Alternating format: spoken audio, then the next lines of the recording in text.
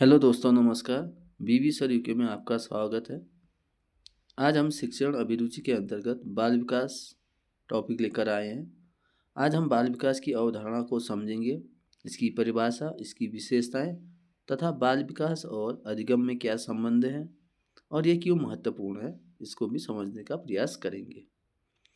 चलिए ज़्यादा वक्त न लेते हुए स्टार्ट करते हैं। बाल विकास यानी कि चाइल्ड डेवलपमेंट, यानी कि बाल विकास क्या है, इसको समझेंगे और ये अध्यापक के लिए क्यों नेसेसरी है, क्यों आवश्यक है, एक बच्चे के अध्ययन में ये किस प्रकार कारगर साबित हो सकता है। आप देख रहे हैं स्क्रीन में बाल विकास यानी कि चाइल्ड डेवलपमेंट। जब बालक भ्रूणावस्था में होता है तब से ही बालक का विकास होना प्रारंभ हो जाता है।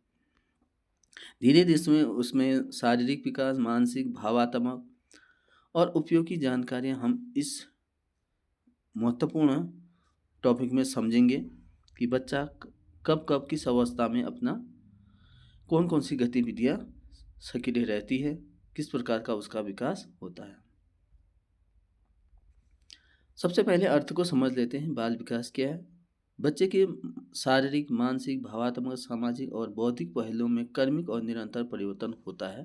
ये बाल विकास के अंतर्गत ही आता है। यह जन्म से लेकर किशोरावस्था तक की संपूर्ण प्रगति की प्रक्रिया है। बाल विकास के बारे में कह रहे हैं, अर्थात हम कह सकते हैं कि बाल विकास वह प्रक्रिया है जिसमें बच्चा जन्म से लेकर वयस्क होने तक निरंतर परिवर्तन और प्रगति करता है। इसमें महान जो मनोवैज्ञानिक है, उन्होंने बाल विकास के संबंध में अपनी अलग अलग परिभाषाएं दे रखी है, लेकिन उनका पूरा सार एक ही है।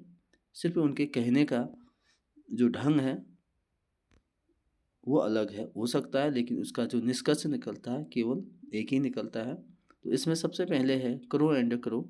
तो ये कहते हैं कि बाल विकास वह प्रक्रिया है जिसके द्वारा बच्चे अपने वातावरण के साथ तालमेल बिठाने में सक्षम बनाता है।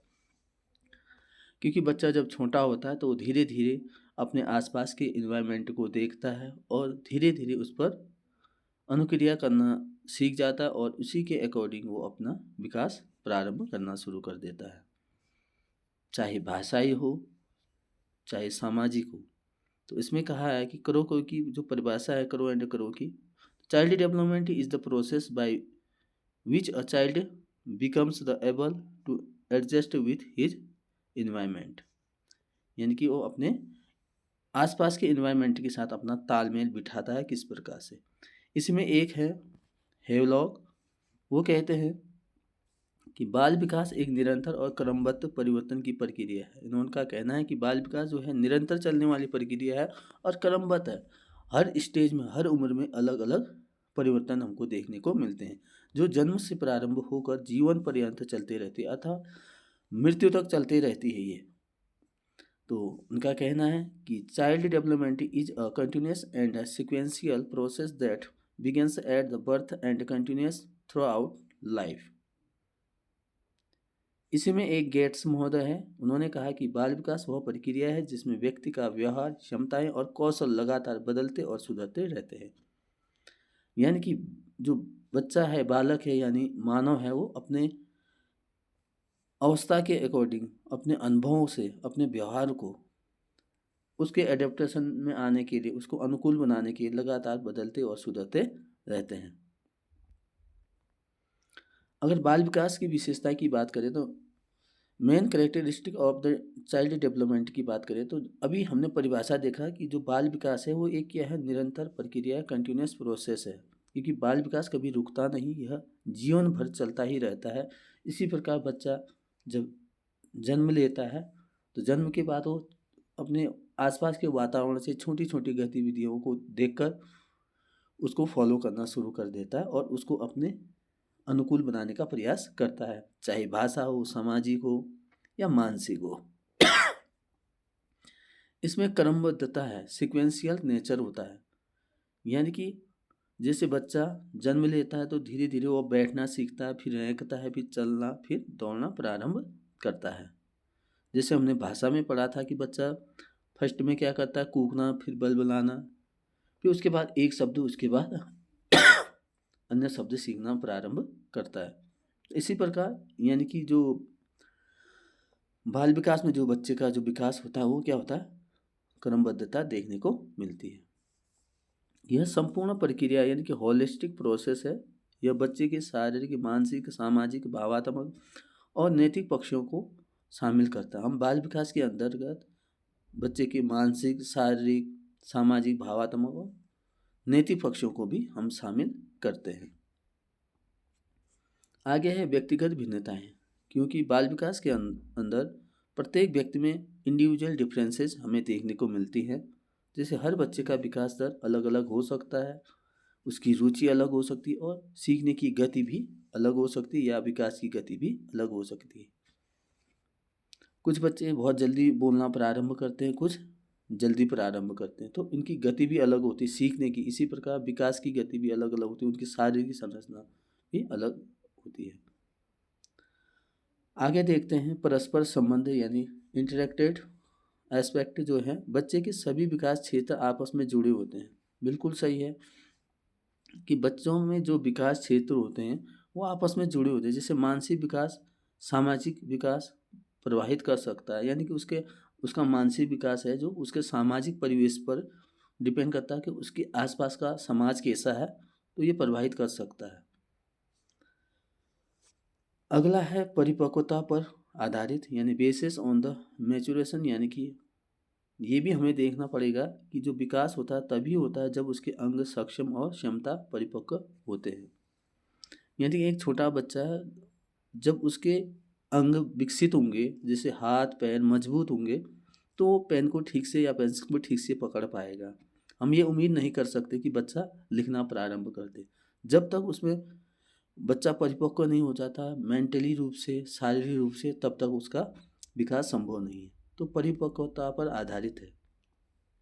अगला है वंशानुक्रम या पर्यावरण का प्रभाव, influence of the heredity and environment. देखो बहुत सारे बच्चे होते हैं, उन पर वंशानुक्रम मतलब वो किस वंश से आता है, तो कुछ लक्षण जो हेरिडिटी है उसके माता पिता या अपने दादा या दादी से भी उसके विकास आपने देखा होगा, उसका भी उसमें प्रभाव देखने को मिलता है। और उसके आसपास का जो वातावरण है, पर्यावरण है, वो भी उसके विकास में समान योगदान देते हैं। तो इसलिए कहते हैं कि बच्चे के विकास में उसका जो इन्वायरमेंट है उसका अच्छे पर्यावरण में रखना चाहिए बच्चे को। आगे बात करते हैं हर अवस्था महत्वपूर्ण, यानी each stage is the important. देखो अगर बाल्यावस्था की बात करें या इससे पूर्व शैशवावस्था की बात करें, किशोरावस्था या युवावस्था, ये सभी विकास की अनिवार्य अवस्थाएं होती हैं और इन्हीं अवस्थाओं में बच्चे पर अलग अलग प्रकार के विकास आपको डेवलप होते दिखेंगे, चाहे मानसिक हो, शारीरिक हो या बौद्धिक हो। अब बात करते हैं आखिरकार बाल विकास के उद्देश्य क्या है, इसको पढ़ने के उद्देश्य क्या है। तो इसका मेन पहला उद्देश्य है कि बच्चे के समग्र विकास को समझना बाल विकास का पहला उद्देश्य है। इसमें शारीरिक, मानसिक, सामाजिक, भावात्मक और बौद्धिक विकास को भी प्रोत्साहित करना है। बच्चे को आत्मनिर्भर, सृजनशील, उत्तरदायी नागरिक बनाना भी बाल विकास का उद्देश्य है। शिक्षा को बच्चों की आवश्यकता और रुचि के अनुसार ही बनाना और शिक्षक को बच्चों की समस्याएं समझने, उन्हें हल करने योग्य बनाना और समाज में उपयोगी और अनुकूल व्यवहार विकसित करना बाल विकास का उद्देश्य है। तो यहाँ से कई सारे प्रश्न पूछे जा सकते हैं, बाल विकास का क्या उद्देश्य है, तो आपको ये जो की वर्ड है इनको याद करना बहुत ज़रूरी है। अब आते हैं महत्वपूर्ण बातें, बाल विकास यानी जो है शिक्षा में बाल विकास का महत्व यानी importance of the child development in the education, ये हमारा मुख्य टॉपिक है। तो क्यों ज़रूरी है बाल विकास शिक्षा में और किस तरह से वो इंटरेक्ट करता है। तो बच्चे को समझने में, सबसे पहले तो बाल विकास जो है बच्चे को समझने में सहायता प्रदान करता है। शिक्षक बाल विकास का अध्ययन करके बच्चों की सोच है जैसी भावनाएं और व्यवहार को समझ सकता है। व्यक्तिगत भिन्नताओं का सम्मान, यानी कि अध्यापक जो है हर बच्चे की क्षमता और रुचि अलग अलग होती, तो बाल विकास का ज्ञान शिक्षक को यह समझने में मदद करता है कि बच्चा किस स्तर पर किन चीज़ों को आसानी से सीख सकता है, उसके लिए उसकी रुचि को समझ सकता है, उसकी क्षमता कितनी है, वो क्या कर सकता है क्या नहीं कर सकता, उसके अकॉर्डिंग ही उसका ज्ञान या उसके अधिगम में सहायक हो सकता है। उचित शिक्षण विधि का चयन, क्योंकि बाल विकास का ज्ञान ही बच्चों की आयु विकास स्तर के अनुसार शिक्षण विधि चुन सकता है। यानी कि अध्यापक जिस स्तर के बच्चे हैं, जिस अवस्था में, जिस उम्र के बच्चे हैं, उनको उसी विधि से वह शिक्षण करा सकता है। जैसे प्राथमिक स्तर पर खेल विधि, प्रोजेक्ट विधि, मोंटेसरी विधि और ह्यूरिस्टिक विधि बहुत महत्वपूर्ण मानी जाती है। किंडरगार्टन, तो यह सारी विधियां जैसे प्राथमिक स्तर के लिए अच्छी रहती है, जैसे हायर के लिए जैसे व्याख्यान विधि ज़्यादा अच्छी मानी जा सकती है। तो इस तरह से अपने शिक्षण विधि का चयन अध्यापक आसानी से कर सकता है। प्रेरणा और रुचि बनाए रखना, क्योंकि बच्चों को अधिगम के लिए प्रेरणा और देना और उसकी रुचि को ध्यान में रखना बहुत ज़रूरी होता है। ये सारा प्राप्त हम बाल विकास के अध्ययन से ही शिक्षक प्राप्त कर सकता है और इसके आधार पर ही वो बच्चों को प्रेरित कर सकता है। पाठ्यक्रम निर्माण में भी सहायक होता है। जैसे बाल विकास का अध्ययन जो है, बच्चों की मानसिक क्षमता और रुचि के अनुसार ही पाठ्यक्रम तैयार किया जाना चाहिए और किया भी जाता है। तो आपने देखा कोई छोटे स्तरों में बहुत सारे चित्र वाले इमेजेस बनाई जाती है किताबों में, ताकि वो बच्चों को और रुचिकर बनाते हैं। बच्चा उन्हीं चित्रों को समझकर अध्ययन कर सकता है, उन चित्रों के हिसाब से वो अपने को उन चित्रों को समझ सकता है। तो जैसे जैसे आगे बड़े कोर्स आते हैं तो वहाँ पे डायग्राम वगैरह बहुत जैसे इफेक्टिव चित्र कम देखने को मिलती है, सिर्फ कंटेंट से जुड़े चित्र हमको देखने को मिलते हैं। तो आपने देखा होगा जो प्राथमिक स्तर की पुस्तकें होती तो बच्चों की रुचि के अकॉर्डिंग ही होती है, उसमें कहानियाँ या कार्टून वगैरह आपको देखने को मिलते हैं। तो इस तरह उसकी रुचि क्षमता के अकॉर्डिंग भी हमें बाल विकास का अध्ययन बहुत ज़रूरी होता है। तो इसका जो निर्माण है या पाठ्यक्रम जो बनाने में इसमें सबसे ज़्यादा सहायक माने जाते हैं। आगे बात करते हैं अनुशासन और व्यवहार सुधारने में भी इसका मदद हमें मिलती है। जैसे शिक्षक बाल विकास के ज्ञान से बच्चों में अनुचित व्यवहार को समझकर उचित मार्गदर्शन देता है। इसमें अभी हम आगे क्लास में पढ़ेंगे, बहुत सारे पावलाव है, स्किनर है, थॉर्नडाइक है, उनके जो प्रयोग है अनुशासन में, जैसे पावलाव का जो सिद्धांत है वो सबसे अच्छा माना जाता है। तो अनुशासन को व्यवस्थित करने में, विद्यालय प्रबंधन करने में या बच्चों को अनुशासित रखने के साथ साथ उसका अधिगम कराने में, कक्षा व्यवस्था को ठीक करने में बाल विकास का बहुत महत्वपूर्ण भूमिका रहती है। इसके साथ बाल विकास का उद्देश्य केवल ज्ञान देना ही नहीं होता है, उसके व्यक्तित्व का सर्वांगीण विकास करना भी होता है। अगर बाल विकास के अंदर ही व्यक्तित्व निर्माण या व्यक्तित्व पर्सनालिटी करके टॉपिक है तो यहाँ से हम सीख सकते हैं बच्चे का, हम उसकी शारीरिक स्ट्रक्चर या उसके बिहेवियर या उसकी यहाँ तक कि उसकी लिखावट से भी हम उसके व्यक्तित्व का निर्धारण कर सकते हैं। तो हम बाल विकास के माध्यम से उसके व्यक्तित्व का निर्माण या सर्वांगीण विकास कर सकते हैं। यानी कि समग्र शिक्षा सुनिश्चित करना बाल विकास का एक उद्देश्य माना गया है।